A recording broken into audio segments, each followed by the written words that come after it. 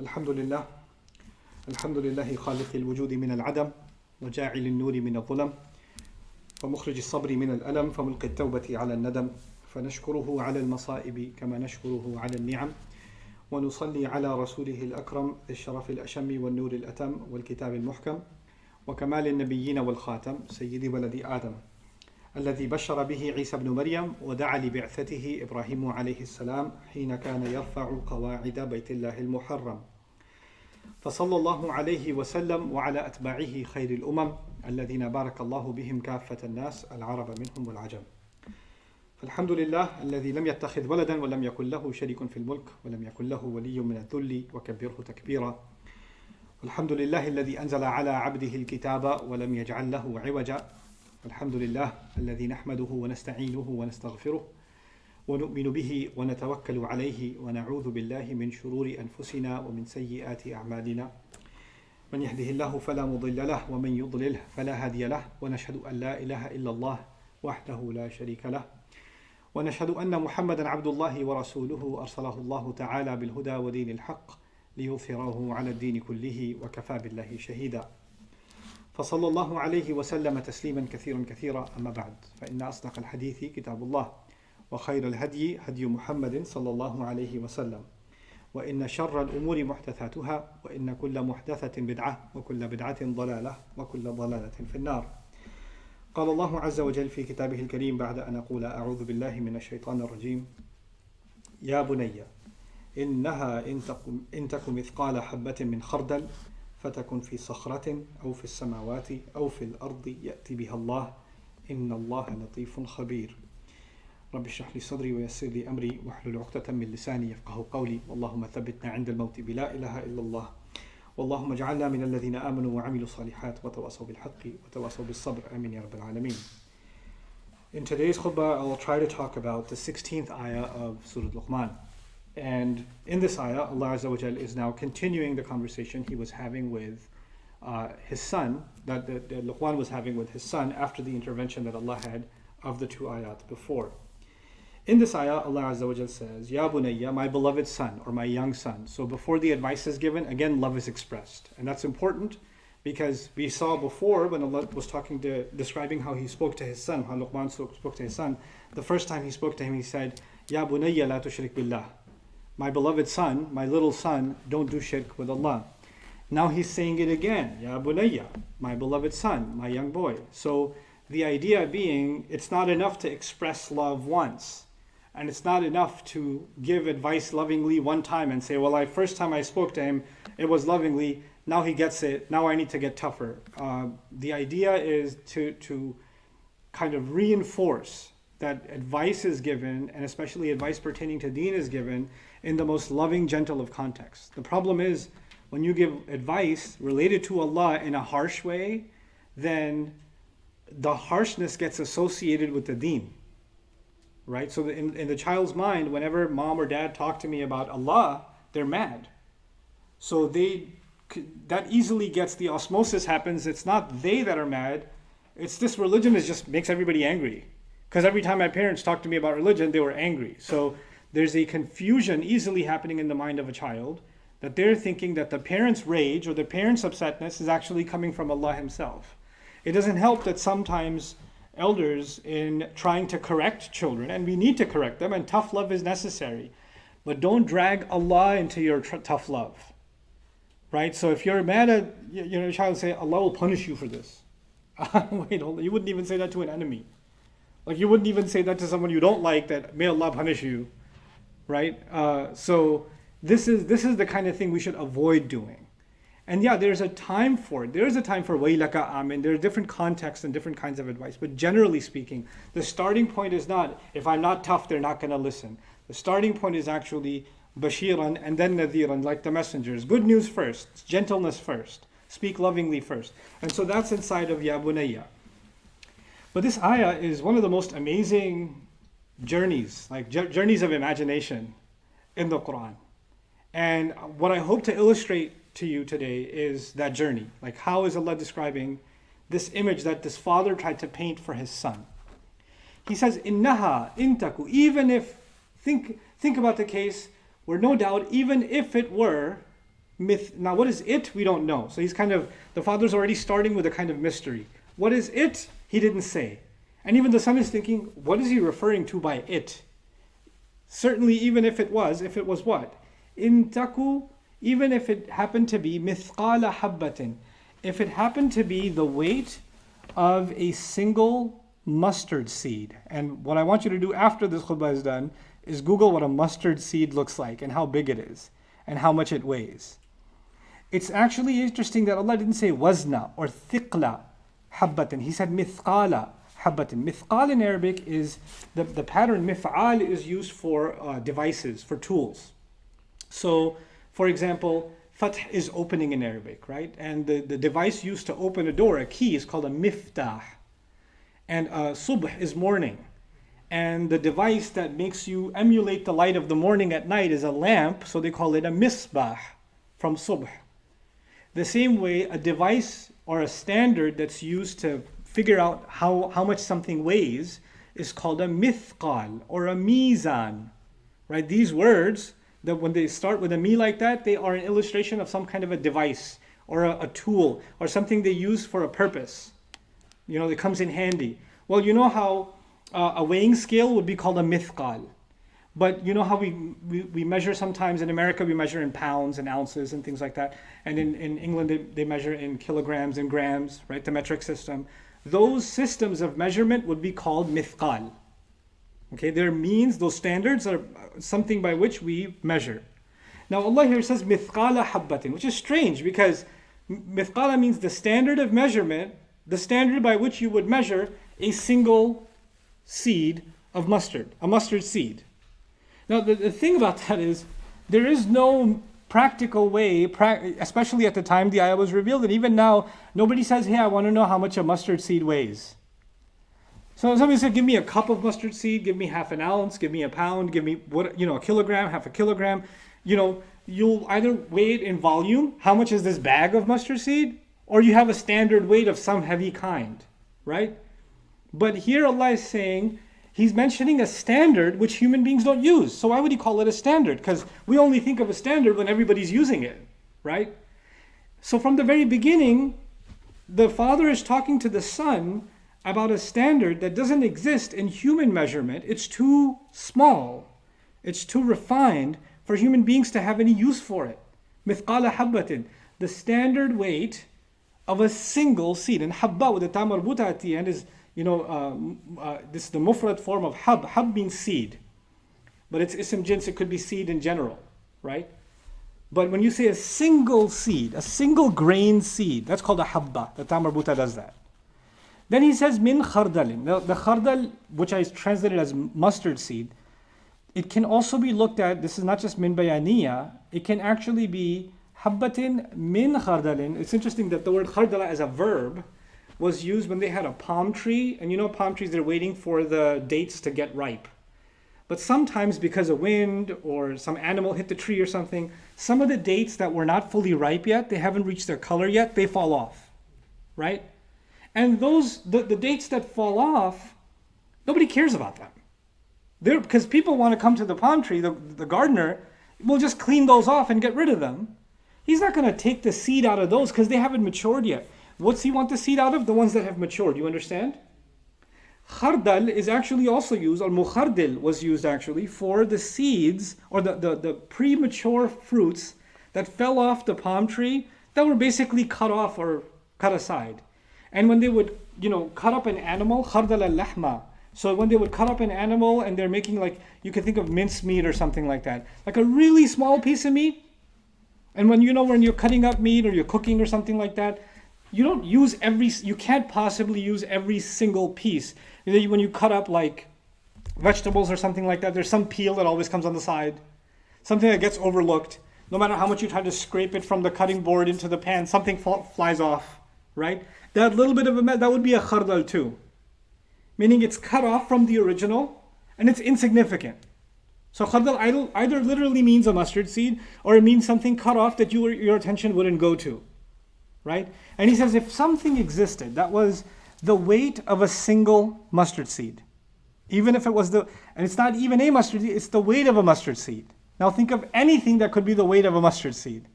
And then on top of that, think of something that your attention wouldn't go to anyway, because your attention would be elsewhere. Now imagine the khardal that fell, the palm tree, the date that fell, it has a seed inside it. So it's not even, it's being overlooked, the seed inside is being overlooked even more. And even from that little piece of fruit that's not mature that fell, it's not the size or the weight of a mustard seed. It would have to be 100th of that for it to be the weight of a mustard seed, right? So he's talking about something really, really puny. Like in a literary sense, he's talking about something atomic, right? It's a speck that he's talking about. Then he says, okay, fine. Now, there's this tiny little speck, a seed. Min khardal fatakun fi sakhratin. Then you find that this little seed would end up inside of a boulder.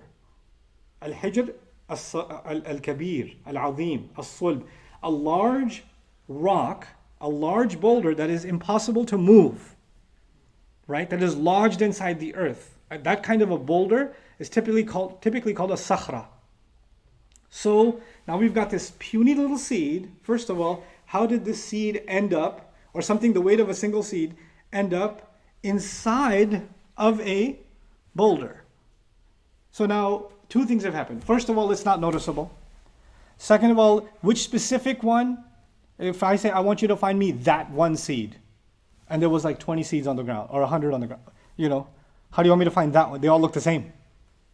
Then on top of that, find me that one seed that is inside the middle of a what? A boulder. فَتَكُنْ فِي صَخْرَةٍ أَوْ فِي السَّمَاوَاتِ أَوْ فِي الْأَرْضِ. I'll translate the whole thing first, this whole phrase first, then come back to this image. He says, or that seed is somewhere in the skies. فِي السَّمَاوَاتِ أَوْ فِي الْأَرْضِ, or it's in the earth. يَأْتِي بِهَا اللَّهُ, Allah will bring it forward. That little, whatever it is, that's the size of a seed, even if it is inside of a boulder. Now let's think about something being inside of a boulder. If I said to you, there's a diamond inside of this boulder, what would you have to do to access that diamond? Wouldn't you have to cut the rock? Wouldn't you have to start smashing the rock?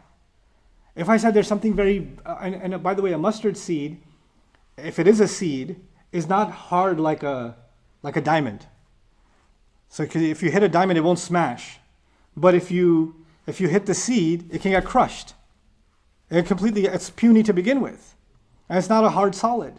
But it's inside of a rock. So the one who's cutting that rock would have to be extremely careful in cutting it open.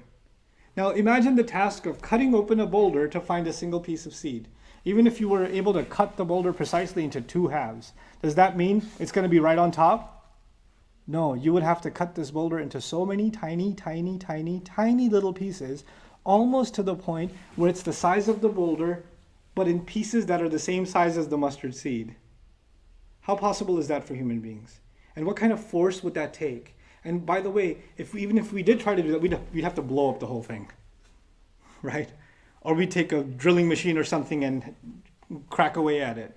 And if we were to do that, then what would happen in the end? We'd end up crushing that seed to begin with. And in all of that mess, even if the seed was there, it'd be covered in the dust and the dirt of the rock and whatever residue from our expedition, we wouldn't be able to find it. We wouldn't be able to see it. And that's the impossible task of finding that seed in the middle of a rock. But Allah says no. But what about, it could be inside that rock, but it could also be somewhere in the skies. How many skies are there? 7. We barely have access to the first one. Now this seed could exist somewhere in the 7 skies. It could be inside of a rock that's part of a meteor traveling somewhere billions of light years away. And we have no idea. We can't even imagine this speck existing somewhere. I want you to think of what Sahib was telling me today. I want you to think of a drop of water that you spill into the ocean. A drop that you drop from your cup, it went into the ocean. And somebody's asking you to recover that drop. Find me that exact drop. Right? And this is the kind of impossibility that's being painted here. He's asking his son to imagine this tiny little thing that is impossible to even recover from inside of a boulder. But then let's imagine, okay, at least you've zeroed in on the location. It's inside this boulder. Even then it's an impossible mission. But no, it could be anywhere in the universe. It could be anywhere even beyond the first sky. أو في السماوات, a seed. Or, let's go even further, أو في الأرض. or it could be deep inside the earth. It could be inside. So if you started digging one place in the earth, you could keep digging and digging and digging. Maybe you'll find it in that spot, but it could be 1 inch over and you wouldn't know. Isn't that the case? And it could be anywhere on earth. It could be anywhere under the seas. It could be anywhere in the skies. It could be, what is Allah continuously highlighting? By the way, these are 3 images. The seed could be inside of a rock, it could be in the skies, and it could be in the earth, right? In one case, when he started by something that the eye can't perceive, and the mind wouldn't even go towards. That makes it already impossible. Then on top of that, it's inside of a boulder, which means it's impossible to access. And even if you know where it is, you don't have the strength or the tools or the precision or the means to break the rock open to get to it. You don't have the power to do it. You don't have the ability to do it. And then even if you did have the power to break that, it's somewhere in the skies which you can never even reach. So lack of access, too much distance, the skies, or it's too far deep inside the earth, there's too much darkness down there. There's no light. Impossible on top of impossible on top of impossible. And the point being made is something very, very simple.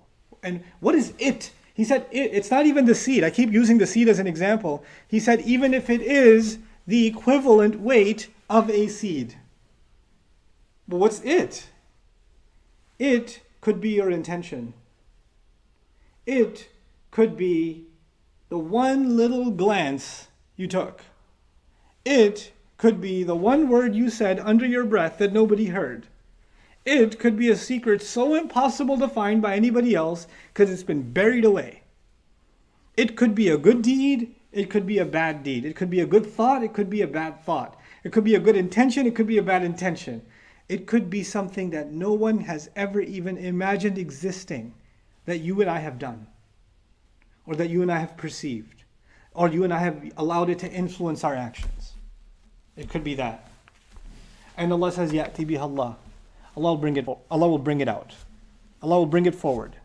And this bringing forward is the strange word to Allah. He didn't say Allah knows where it is. He didn't just say that. He said Allah will bring it. So let's explore that a little bit.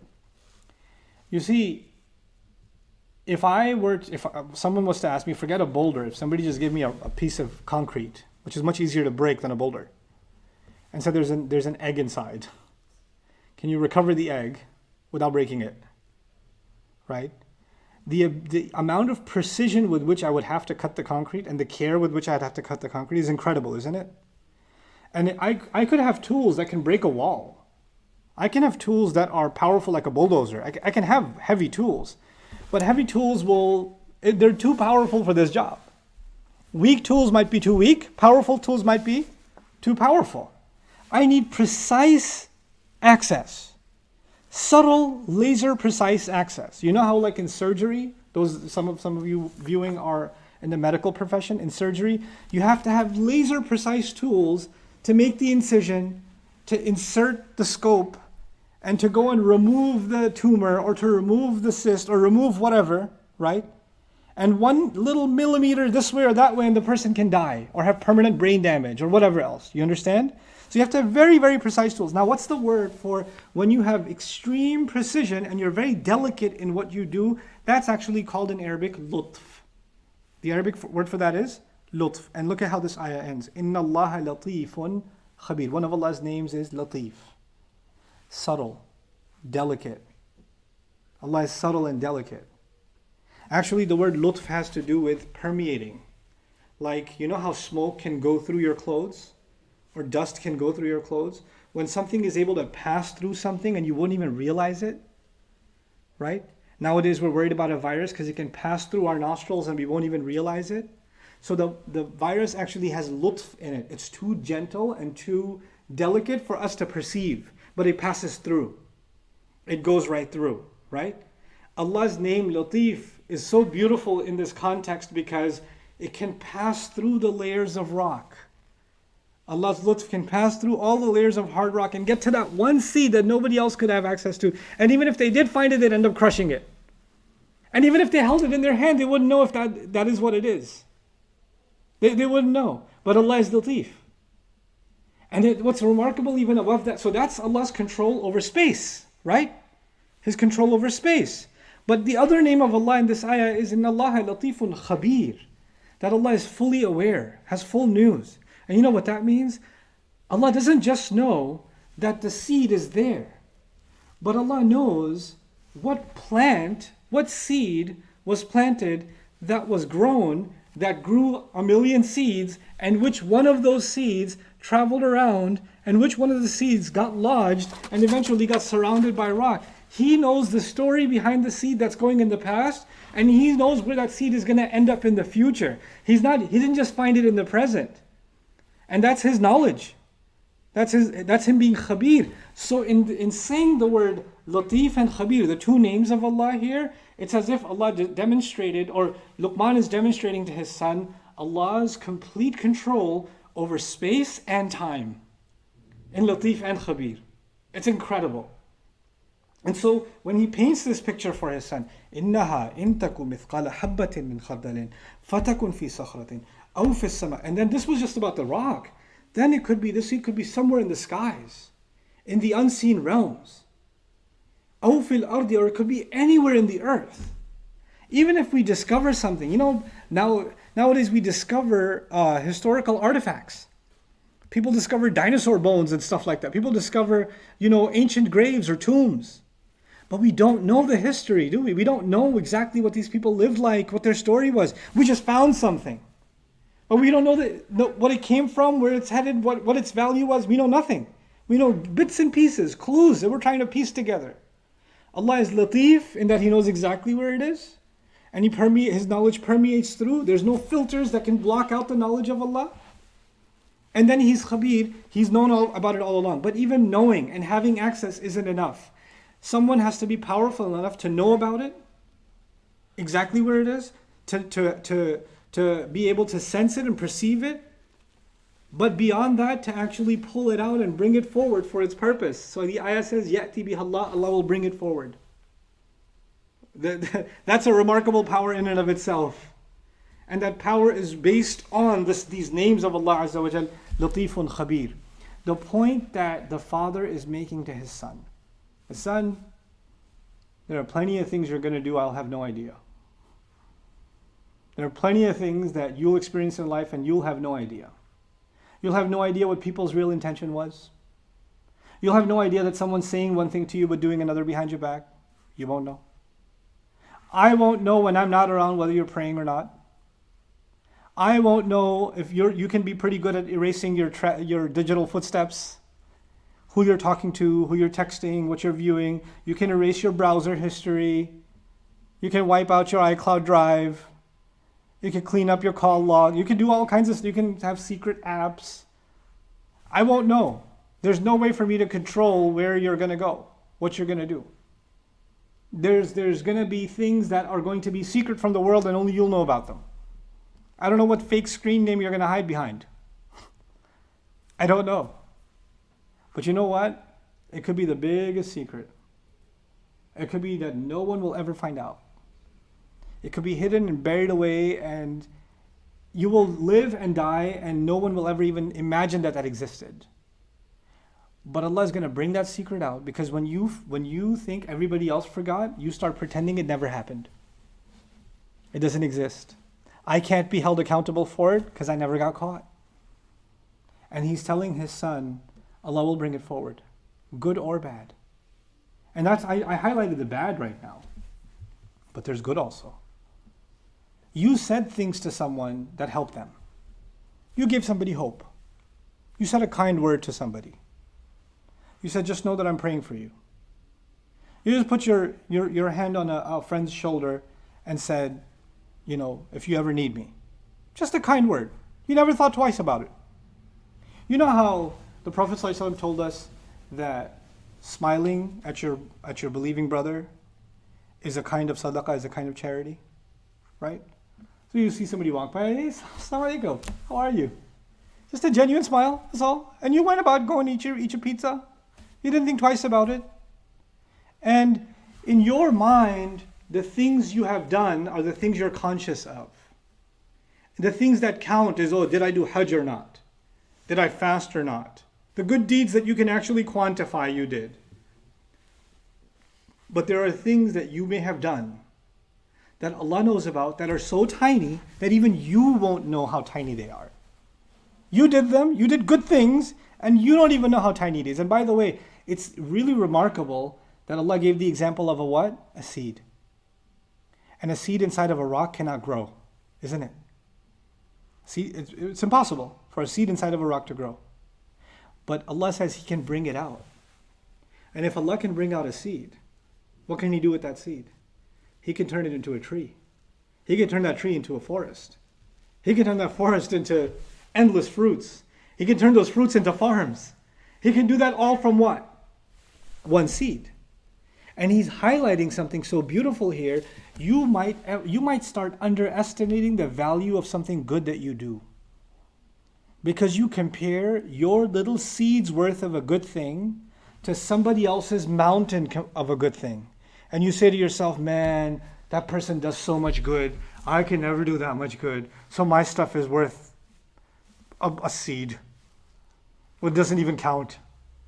It has no value. Really? It has no value? Where did you get the idea that it has no value? Good or bad? وَمَنْ يَعْمَلْ مِثْقَالَ ذَرَّةٍ. Whoever does the equivalent weight of a single speck of good or bad, يَرَاهُ, they'll see it. They'll absolutely see it. But in this ayah, it's something more. يَأْتِ بِهَا اللَّهُ. Allah has power over it. Allah will bring it forward, and bringing it forward may not just mean He'll bring it forward on Judgment Day. It could also mean Allah in the most unsuspecting ways. In ways that you will never know the impact of your good deed, and only Allah can know that He can grow your good deed. Allah is teaching this lesson through a father and a son's conversation in order to have, because when children are growing up, one of the things that they are developing is self-respect, a sense of identity, a sense of what is valuable and what is not valuable, right? And it's immature. When they're growing up, that sense is immature. So what is valuable is a certain brand of sneaker. And if you're wearing that certain brand of sneaker, you're more valuable. And if you're not wearing that, then you're less valuable as a person. If you're wearing certain kinds of clothes, you're more valuable. If you're not wearing those kinds of clothes, you're less valuable. If you look a certain way, if you have a certain kind of haircut, if you have a certain kind of phone, if you have a certain kind of device, if you've watched a certain kind of show, you can be with a group of people that have watched it. You're more valuable. Oh, you don't even know what that is? Psh, get out of here. If you have a PS5, you're more valuable. You're still, what? You have a what? A PS3? Are you a dinosaur? Right? You're less valuable. So value gets associated with what people see all around as valuable. Who's ever placed a value on one single seed of mustard that they've never even seen? That is cut off from all the other seeds because it's inside a boulder somewhere. Nobody places value on that. And the father is teaching his son, listen, people put fake value on things all around you. They put fake value on good and bad all around you. I don't want you to lose sight that all of that will disappear. And the only thing that will matter are the things that maybe nobody can see, but Allah always sees. Allah sees your intentions, Allah sees your good deeds, Allah sees your bad deeds. And He will bring them out, even if nobody else does. The good that you do that nobody else thinks is good is still good. And Allah, it may never get appreciated in this life by anybody because it was inside a boulder or it was lost in the sky somewhere. Your good deed, Awf Samawati, is really beautiful because you did a good deed, and good deeds go up into the skies too. Right? They go up for evaluation into the skies. And it can also imply that when you do a good deed, nobody around you appreciated it. Nobody said, by the way, you did a really good job. Nobody said, I'm proud of you. Nobody, because we look for validation. What is this ayah doing? It's also kind of giving validation. When you're doing something sincerely for Allah, Allah Himself is evaluating it. He's giving it validation. You don't have to seek it somewhere else. You don't have to look for it. He's making this young man independent of so many forces from the outside that make him feel that my bad is not that bad or my good isn't good enough. Right? Both of those are very powerful negative forces, by the way. My bad is not that bad, and my good is not good enough. And both of those are being crushed by this one image. And what does it do for this son? Every time he's passing by a plant, that plant will have seeds inside it, right? And he's reminded, look at what Allah did with that seed. Look at this, the greenery all around me, all of it at one point. That entire giant tree was at one point a seed. It was nothing else. It was just a seed. This entire field of crop was just a seed. The food that this entire earth is eating is reduced back to what? A seed. We're nourished by a seed. And something as insignificant and so small is sustaining the entire earth. Isn't it? Animals and human beings? Being sustained by seeds. By just seeds. It's something so small and yet something so powerful. Something with so much potential. And that's the last comment I'll make to you. You don't know the impact of what you're doing right now. I don't know. And you don't know. You might just be helping one person. You might just be doing one kind thing. You might even be just doing one good thing for your own self. You might just be doing one thing for your own self, but that one thing will have a chain of reactions. Not just one, an entire chain of reactions. One thing leading to another, that Allah has planned out. And the effect of it will seep through walls like Latif. And Allah knows the effect is going to have. And where that's going to end up. How things will connect one to the other, to the other, to the other, to the other. You can't control that. That's only in the hands of Allah. That's beyond your perception.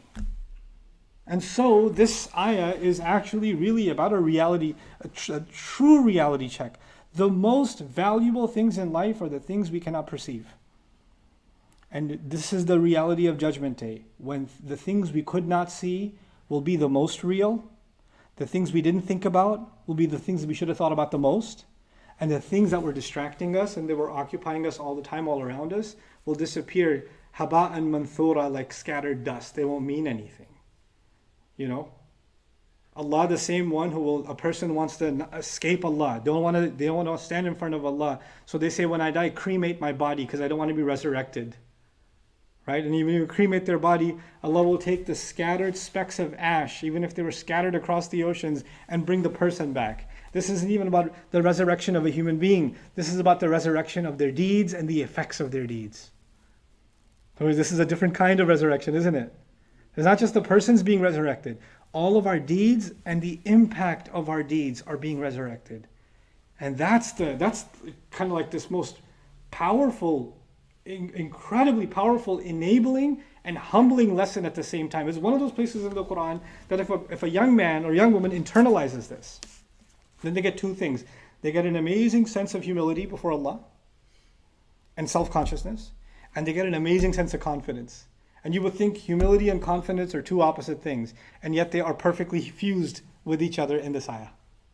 Inna Allah latifun khabir. May Allah Azza wa Jal make us live the powerful teachings of this ayah, and may Allah Azza wa Jal allow us to raise a generation of Muslims that live this ayah in the way they carry themselves. Barakallahu li wa lakum fil Qur'an al-Hakim, wa nafa'ani wa iyyakum bil ayati wa dhikr al-Hakim. الحمد لله وكفى والصلاة والسلام على عباده الذين اصطفى خصوصا على أفضلهم وخاتم النبيين محمد الأمين وعلى آله وصحبه أجمعين. قال الله عز وجل في كتابه الكريم بعد أن أقول أعوذ بالله من الشيطان الرجيم إن الله وملائكته يصلون على النبي يا أيها الذين آمنوا صلوا عليه وسلموا تسليما اللهم صل على محمد وعلى آل محمد كما صليت على إبراهيم وعلى آل إبراهيم في العالمين إنك حميد مجيد اللهم بارك على محمد وعلى آل محمد كما باركت على إبراهيم وعلى آل إبراهيم في العالمين إنك حميد مجيد. عباد الله رحمكم الله اتقوا الله إن الله يأمر بالعدل والإحسان وإيتاء ذي القربى وينهى عن الفحشاء والمنكر ولذكر الله أكبر والله يعلم ما تصنعون. أقم الصلاة إن الصلاة كانت على المؤمنين كتابا موقوتا.